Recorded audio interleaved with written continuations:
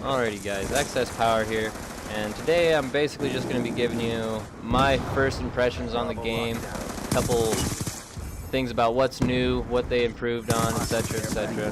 Got some domination gameplay in the background, and I guess we'll start out with domination. I'm really enjoying the new domination. I like the fact that it's cut in two. There's 2 rounds with it. Anybody that played a lot of domination before knows that in each domination match, either Alpha or Charlie has the advantage, and the splitting it into 2 basically gives each team a fair playing field, so that's pretty sweet. Now, the new Pick 10 class creator is also pretty awesome. It basically lets you do whatever you want. If you don't want a secondary, you don't need a secondary. If you don't want your 3rd perk, you don't need your 3rd perk. If you don't want tactical grenades, you don't need tactical grenades. And everything that you sacrifice, you can use those points to improve on something else. Like, I personally really enjoy running the primary gunfighter and having 3 attachments on my primary, and I'll only use 1 tactical or something else to make up for that. A lot of times I'll toss out my secondary weapon because I'll be running an SMG, and you really don't need a pistol if you're running an SMG. So Pick 10 class is just so much customizability. You can do so much with it. I really hope they incorporate it into all the future Call of Duties. That is most definitely the way to go. Now, they also changed up the new knifing system like that. You can't quite knife as well as you used to, and I am completely okay with this because I was absolutely terrible at knifing. So in my eyes, this just puts everybody on a more level playing field when it comes to knifing. So that works for me.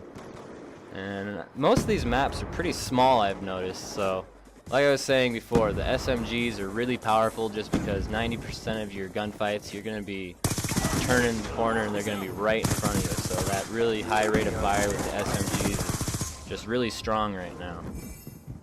Now, the new game mode is Hardpoint. I've played a few games of it. It's pretty sweet. It's like a mixture of Headquarters and kind of like King of the Hill. It's really fast paced, moves around a lot, and the spawns generally seems like your spawns are pretty close to the current hard point, so everybody is right back in the action really fast, but I guess that's pretty difficult to do. Well, it's difficult to spawn a long ways away from the hard point when these maps are as small as they are. They've also introduced League Play, which is basically a ranked setup, where if you're just really wanting to go into try-hard mode and see how you stack against other players, you can hop on League Play and play against some of the top players in the world. So that's pretty sweet. You don't have to unlock any of the items or any of the perks to do the League Play. Everything's unlocked right off the start, so that way everything's just really balanced right off the start. Makes it really nice. And I also noticed that you're able to stream directly off your Xbox. Now this is really sweet.